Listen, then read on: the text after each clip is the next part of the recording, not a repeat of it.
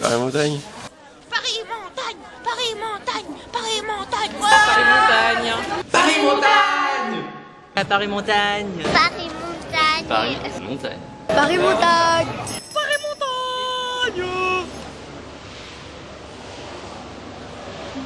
Paris-Montagne.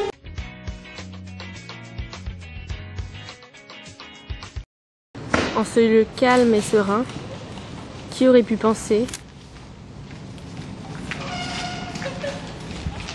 que quelques heures plus tard, au même endroit, se déroulerait un grand festival, plein d'animations, de cris de joie, de découvertes et de curiosité.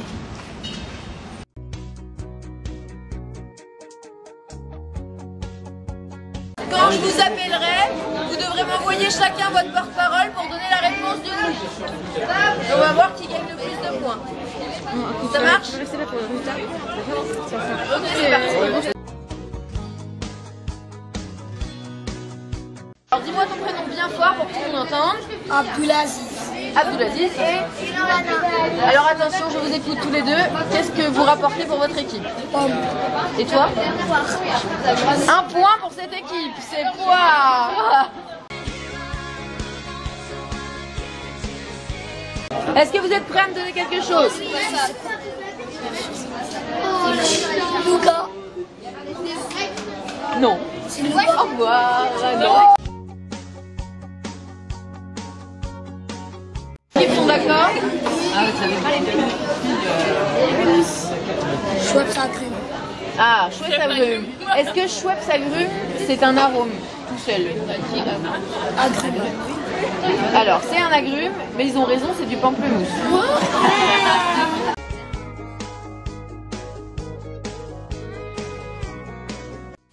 Bonjour Monique, que portes-tu aujourd'hui? En fait, nous, notre stand, on a imaginé une planète où les gens ont inventé des lunettes comme celles que je porte pour pouvoir voir leurs idées, qu'elles deviennent visibles. Et donc, à partir de ça, on a fait une histoire et c'est ce qu'on essaie de raconter aux enfants. Vous avez déjà eu une idée de génie? Tout le monde dit waouh, trop bien ton idée. T'as déjà eu? Non? Jamais eu des idées où tout le monde dit que c'est trop bien? Des idées barbantes. C'est des idées qui... C'est quoi des idées barbantes? Ça ennuie, une idée où on s'ennuie. Si je vous dis par exemple, on va réciter l'état de multiplication pendant 4 heures. Dites quoi? Toi, non, c'est barbant. On a envie d'aller se coucher. Il y a quoi d'autre comme sorte d'idée? Une idée tordue, une idée bizarre. Et vous avez déjà eu une idée fixe? Une idée fixe, c'est une idée. Je suis là, pense à moi, je suis une bonne idée. Vous avez déjà eu, genre quelqu'un veut avoir un métier plus tard? Ça vous est jamais arrivé que quelqu'un sait quel métier veut faire? Ouais? Toi tu veux être quoi? Maîtresse? Et tu penses souvent ou parfois tu changes ta vie? Bon alors ça veut dire que c'est pas une idée fixe, elle n'est pas collée dans ta tête. Vous savez ce que c'est une idée louche? Est-ce que quelqu'un sait loucher ici? Oui, moi. Oui?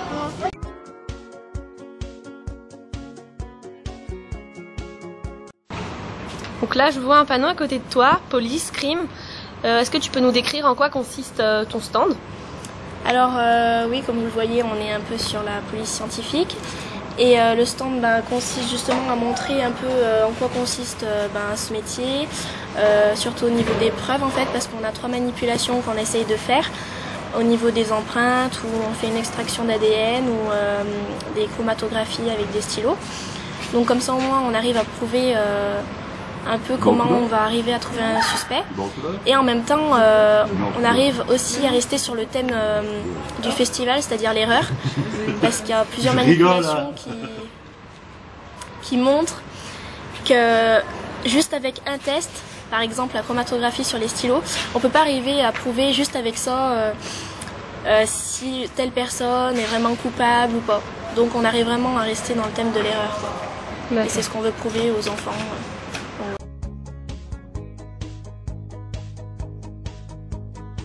Et comment est-ce que vous transmettez aux enfants des notions aussi compliquées que les sciences et les souches de bactéries avec des mots simples? Enfin, comment est-ce que vous leur transmettez ce savoir? En fait, on leur transmet de façon assez ludique. Donc en fait, on a construit des puzzles là-bas. Des puzzles, d'accord. Où on leur fait reconstituer de l'ADN ou l'évolution humaine en leur posant des questions puis qu'ils s'interrogent.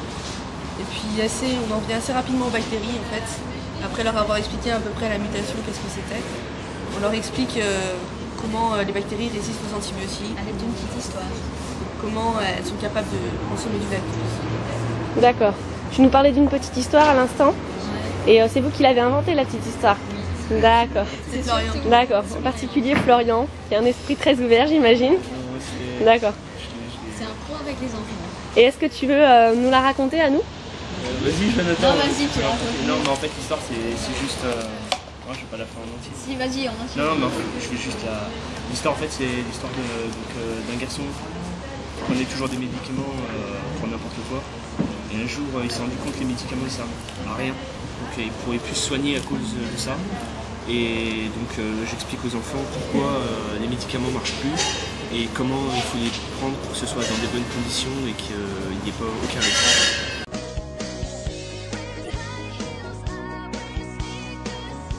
Je me joins à l'atelier buffet chimique. Donc là, nous sommes plus à l'étape chimique qu'à l'étape buffet. Et en compagnie d'Ovila et Mohamed qui vont nous expliquer comment on passe d'ingrédients simples à un résultat satisfaisant et plutôt alléchant. Je vous laisse la parole. Déjà, bonjour. Bonjour. On va procéder à la sérification. Donc, on va procéder à la sérification. Donc, un procédé ultra simple qui consiste à avoir seulement 3 ingrédients. Déjà, le sirop, qui va donner un goût, et un goût différent et spécial. Et assez relevé, ce qui est fortement concentré. L'algylate de sodium, en fait, c'est une poudre d'algue qui permet d'épaissir le sirop et de le rendre un peu comme de la gelée. Voilà. Et le troisième ingrédient, c'est du lactate de calcium. Le lactate de calcium qu'on va plonger dans de l'eau va justement consister à rendre les molécules soudées entre elles et justement former cette croûte, cette croûte sphérique, d'où la sphérification, et avec un cœur plutôt moelleux et liquide. Qui nous plaît lors de la dégustation, j'imagine. Voilà. Merci. C'est super effet. Donc on a déjà mélangé du sirop de menthe avec l'algylate de sodium qui est la poudre d'algue. On obtient en gros du sirop avec une consistance un peu épaisse. On va vous faire une petite démonstration. Donc on en prend à l'aide d'une seringue. Très bien. Et on va le plonger directement goutte par goutte dans l'eau mélangée au lactate de calcium. Et qu'est-ce qui se passe? Et en fait, le lactate de calcium réagit avec l'algylate de sodium et ça forme des petites boules, des petits tétards en fait. En fait, au niveau moléculaire, le calcium, on va dire qu'il a 2 bras, et ces 2 bras, ils veulent se fatiguer le moins possible. Et donc, pour se fatiguer le moins possible, ils vont opter pour la forme sphérique qui demande le moins de force possible pour rallier les molécules entre elles. Et donc, d'où cette forme sphérique.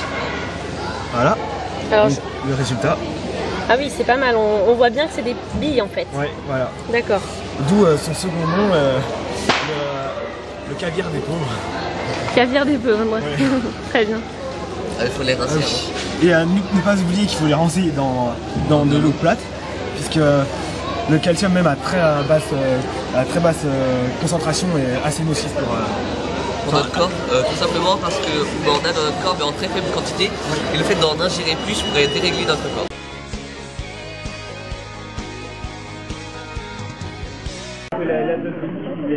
Pareil, on s'évapore au bout d'un moment. Ça reste dur, mais au bout d'un moment, ça fond. Enfin, la meringue redevient, c'est comme ça les congèle en fait. Et ce qu'on va vous demander, c'est quand vous aurez fini d'utiliser les cuillères, vous les posez dans le bol. Dans le bol, comme ça on pourra les régler. Comme je l'ai dit, quand on mange la meringue, avec le froid, ça peut-être quand même un peu froid. Avec le froid, il peut sortir un peu de coulure, mais ça va passer. Enfin, surtout au niveau de la langue et de la bouche. Qui n'a pas eu de meringue?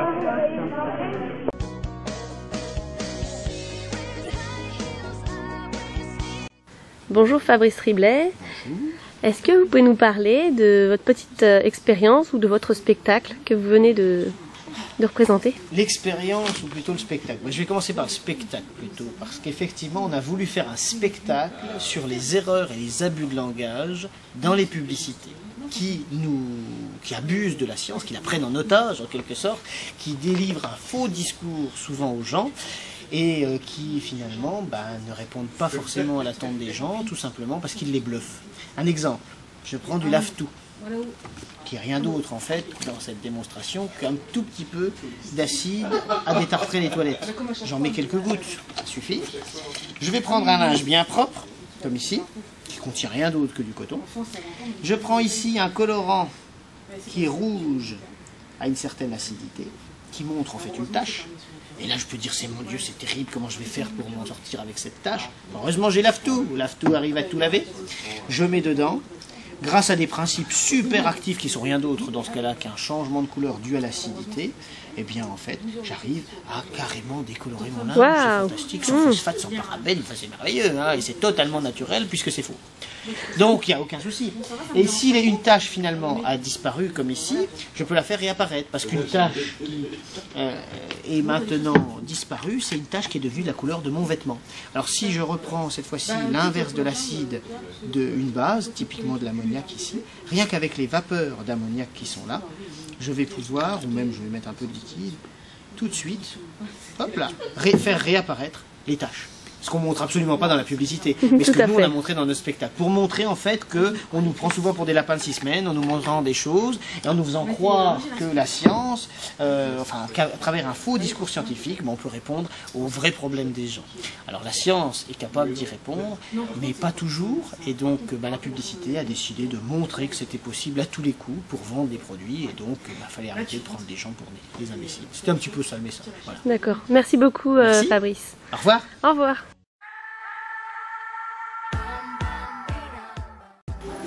Le fils. Yeah! Alors, c'est Benjamin qui fait la vaisselle. Alors, Benjamin, tu rentres faire la vaisselle? C'est bien, ça bouge. Ça rafraîchit. Et tu fais ça toute la journée? C'est pas mal, hein. D'accord.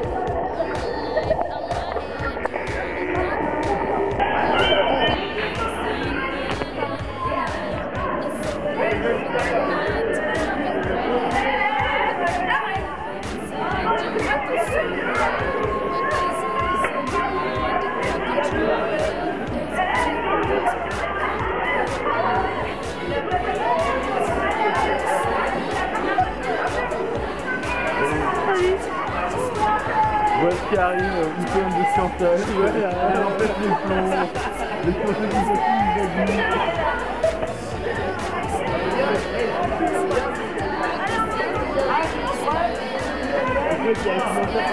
c'est quoi le numéro de cette animation là? C'est pas en programme.